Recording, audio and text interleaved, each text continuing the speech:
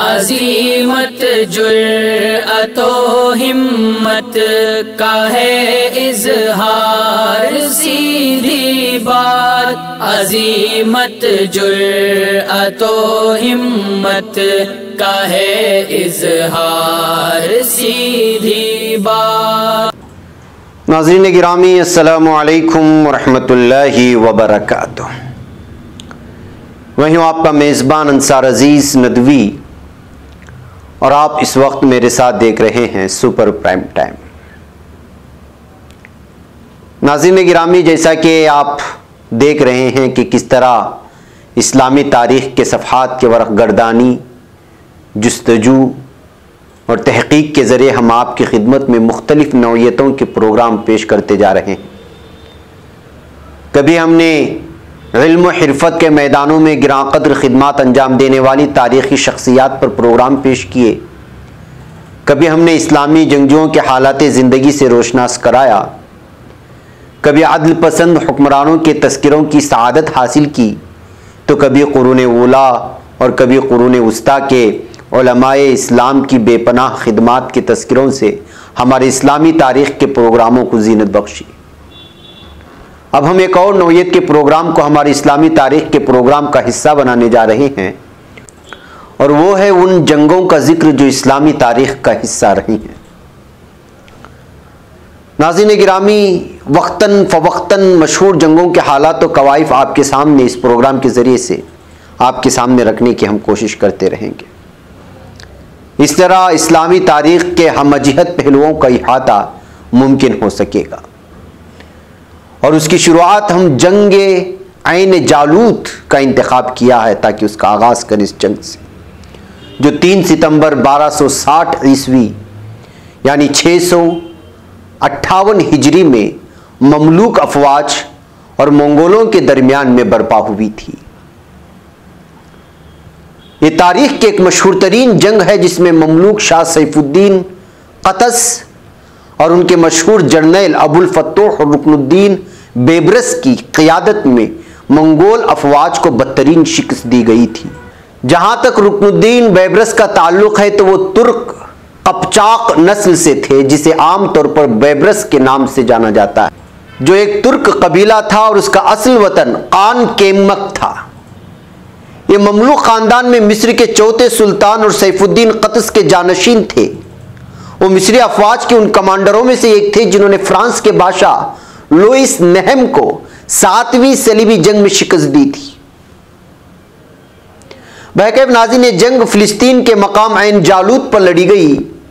इस जंग में फतह का फ़ायदा यह हुआ कि इसके नतीजे में मिस्र, शाम और यूरोप मंगोलों की तबाहकारियों से महफूज रह गए।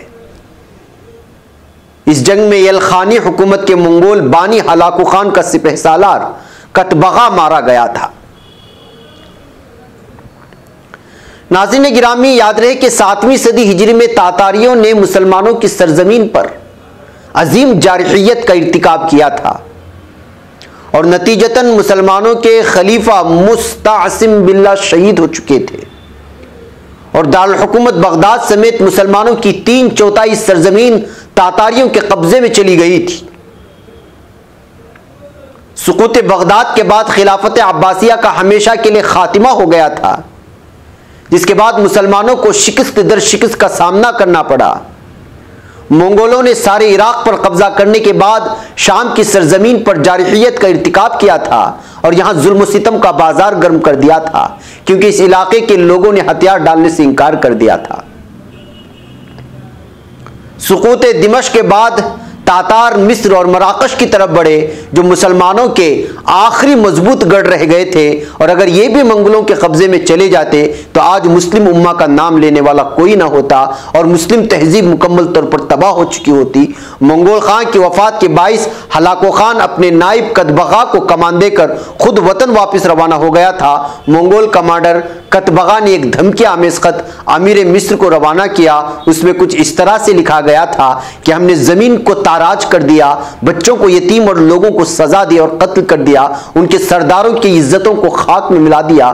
क्या तुम ये समझते हो कि तुम हमसे भाग सकते हो? कुछ ही देर बाद तुम्हें मालूम हो जाएगा कि तुम्हारी तरफ कैसा तूफान आ रहा है। लेकिन कतज़ ने मंगोल सफ़ीरों को कत्ल करवाकर उनकी लाशें दारुल हुकूमत में लटका दी उसके जवाब में, जिससे अफवाज और अवाम के हौसले बुलंद हुए। जब कतबगा की धमकी के जवाब में कतज़ का जवाब मंगोलों तक पहुंचा तो उन्हें मालूम हो गया कि मिस्र में उन्हें एक मुख्तलिफ किस्म के रहनुमा का सामना है। लेकिन मगरूर मंगोल फतह के गुरूर में मस्त आगे बढ़ते चले गए और इराक को रोंदने के बाद शाम, फिलिस्तीन और मिस्र पर कब्जे की गर्ज से आगे बढ़े और ऐन जालूत के मकाम पर उनका टकराव ममलूक अफवाज से हुआ। कतज़ सिर्फ जवाब देकर भूल नहीं गए, बल्कि इनको अंदाजा था कि इस किस्म के वाज़े जवाब के बाद किस किस्म का रद्द अमल हो सकता है, लिहाजा उन्होंने तैयारियां शुरू कर दी थी। मुसलमानों को मुत्तहिद करने के लिए उन्होंने मुंतशिर मुसलमान सरदारों की तरफ अपने अमीर ममलिकत रुकनुद्दीन बैबरस को रवाना किया। उन्होंने मुंतशिर सरदारों से अपने छोटे छोटे इख्तिलाफात को भुलाकर मुत्तहिदा हो जाने का मुतालबा किया ताकि मुश्तरिका दुश्मन को शिकस्त दी जा सके। कतज़ ने उलमा से भी मदद और दुआ की दरखास्त की। चूंकि उलमा नवाज वाक़े हुए थे, चुनांचे उनके करीबी और अहम उज़रा में उलमा भी शामिल थे। सबसे अहम आलिम दीन जिन्होंने सुल्तान की मदद की वो सुल्तानुल उलमा अल-इज़्ज़ बिन अब्दुस्सलाम थे, और उनका पूरा नाम अबू मोहम्मद इज़्ज़ुद्दीन अब्दुल अज़ीज़ इब्ने अब्दुस्सलाम इब्ने अब्दुल क़ासिम इब्ने हसन अल-सलमी अश-शाफ़ई था, जिन्हें सुल्तानुल उलमा का खिताब दिया गया था। वो एक जय्यद आलिम दीन, शोहरत याफ्ता मुज्तहिद, फ़क़ीह और अपने दौर के शाफ़ई अथॉरिटी माने जाते थे। सुल्तान कत्ज़ ने अल-इज़्ज़ बिन अब्दुस्सलाम ने फतवा तलब किया ताकि वो आवाम पर मजीद जंगी टैक्स आयद कर सके और मजीद हथियार हासिल हो सके। दियानतदार आलिम दीन ने सुल्तान पर यह वाज़े कर दिया कि हुकूमत कोई नया टैक्स आवाम पर नहीं आयद कर सकती जब तक कि गवर्नर उज़रा अपनी ज़ाती दौलत, उनके तमाम रिश्तेदार अपनी तमाम दौलत खर्च न कर डालें। अल-इज़्ज़ ने उन गुलाम सरदारों को भी फरोख्त करने को कहा जो हुकूमत के अहम ओहदेदार थे मगर कानूनी तौर पर अपने मालिकान से आज़ाद शुदा नहीं थे। हुज़ूर अकरम सल्लल्लाहु अलैहि वसल्लम की इस तनबीह की मद्देनज़र रखते हुए जो लोग अपनी ज़मीन के वस्त में हमलावर का मुकाबला करेंगे वो बेइज्जत होंगे। कत्ज़ ने अपनी अफवाज को हुक्म दिया कि आगे बढ़कर के हमला करें और दुश्मन का जांफिशानी के साथ मुकाबला करें। उन्होंने अपना एक हरावल दस्ता भी बैबरस की क़ियादत में गज़ा, फ़िलिस्तीन की तरफ रवाना किया, जिसने तातारियों की कुछ अफवाज को वहाँ मसरूफ़ कर दिया और शिकस्त से दो चार किया। नाज़रीन गिरामी, यहाँ पर मुझे एक छोटी सी ब्रेक की इजाज़त है। ब्रेक की उस पार इस जंग की मैं और तफसीलात आप लोगों के सामने रखूँगा। छोटी सी ब्रेक की इजाज़त है।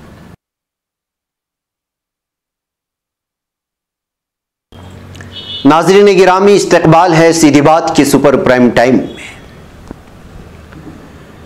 नाज़रीन, क़द्स की मरकज़ी अफवाज इसी दस्ते की क़ियादत में फ़िलिस्तीन के साहिल की तरफ बढ़ी जहाँ सलीबियों का मजबूत गढ़ वाक़ था। यहाँ क़ज़ ने सलीबियों को ख़बरदार किया कि अगर वो गैर जानिबदाराना ना रहे तो मंगोलों से दो दो हाथ करने से पहले वो सलीबियों को पीस कर रख सकते हैं। उस वक्त मंगोलों ने सलीबों से इत्तिहाद करना चाहा, लेकिन सलीबी क़द्स की धमकी और मुसलमानों की ताकत देखते हुए गैर जानिबदार रहने पर मजबूर हो गए। उस वक्त वो तादाद में और ताकत में भी बहुत कमज़ोर थे।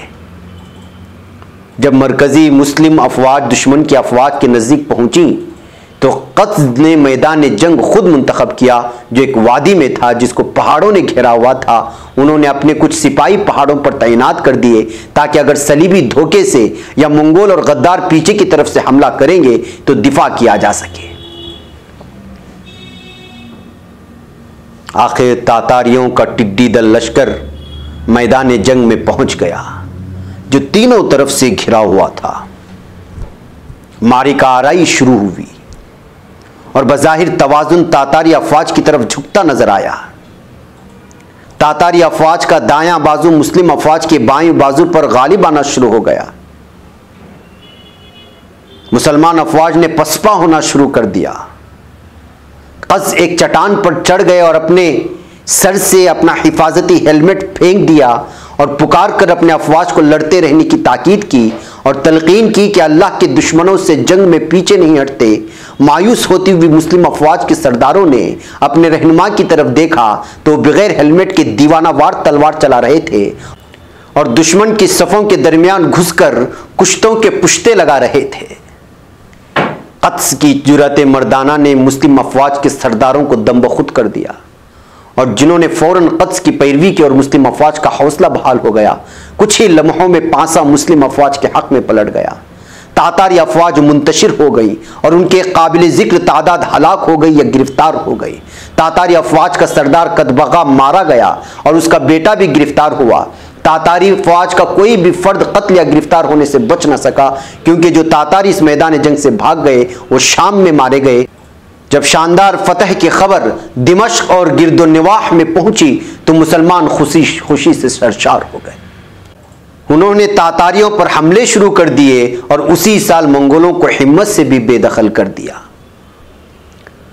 जब तातारियों को अंदाजा हुआ कि उनकी हुकूमत मशरिकी इस्लामी सरजमीन पर कमजोर हो रही है और मुसलमानों ने अपनी कुव्वत बहाल कर ली है, तो अपने वतन की तरफ भागे, जिसकी वजह से ममलुकों ने आसानी से शाम को कुछ ही हफ्तों में आजाद कराने में कामयाबी हासिल कर ली। क़त्स ने उन मुसलमान सरदारों को जिन्होंने मंगोलों के खिलाफ जंग में मदद की थी नवाजना शुरू किया। उन्होंने कुछ अय्यूबी सरदारों को उनकी सरजमीन वापस भी कर दी और अपनी हुकूमत में उन्हें काबिल इज्जत वज़रा के तौर पर शामिल कर लिया। अलबत्ता क़त्स का इख्तिदार बरकरार न रह सका। रुकनुद्दीन बैबरस ने शानदार फतह में अपनी खिदमात के पेश नज़र मुतालबा किया कि हलब और इर्द गिर्द के इलाके की कमान उनके हवाले कर दी जाए, लेकिन क़त्स ने इनकार कर दिया। काहिरा में वापसी से चंद रोज़ कबल क़त्स पुरअसरार अंदाज में शहीद कर दिए गए, जिसके बारे में कहा जाता है कि ये कत्ल खुद बैबरस ने किया, फिर उनके इशारे पर करवाया गया। तो नाज़रीन, यूं जंग आइन जालूत में उस शानदार फतह के बावजूद क़त्स फातिहाना अंदाज में वापस अपने दारुल हुकूमत नहीं पहुंच सके और ये शरफ बैबरस को मिला, जो मलिक अज़्ज़ाहिर रुकनुद्दीन बैबरस के नाम से तख्ते काहिरा पर मुतमक्किन हुए, यानी मिस्र में। नाज़रीन गिरामी, ये थी दास्तान जंग आइन जालूत। इस्लामी तारीख की ऐसी जंगें अपने अंदर बहादुरी, जुर्अत, जज्बे शहादत और एलाए कलिमतुल हक़ के ज़बरदस्त असबाक समाये हुए होती हैं। इंशाअल्लाह हम इस्लामी जंगों की मज़ीद दास्तानें जो इस तरह आइन जालूत जैसी बहुत सारी मशहूर हुई हैं, वो लेकर के आप लोगों के सामने हाजिर होते रहेंगे हमारी सुपर प्राइम टाइम में। कभी शख्सियात को, कभी जंगों को, कभी कुछ और कहानियाँ और दास्तानें लेकर के। फ़िलहाल यहाँ वक्त हो चला है, मुझे इजाज़त दें। अस्सलामु अलैकुम रहमतुल्लाहि व बरकातुहू। खबर पढ़ने का तुमने भी अजब अंदाज पाया है, रवादारी के जज्बे ने भी तुम पे नाज पाया है। इसी राह में मोहब्बत का हसी एजाज पाया है। तुम्हें हर अंजुमन में हमने तो मुमताज पाया है। तुम्ही से है तरक्की पर अजीज अंसार सीधी बात। अजीमत जुर्अतो हिम्मत का है इजहार सीधी बात।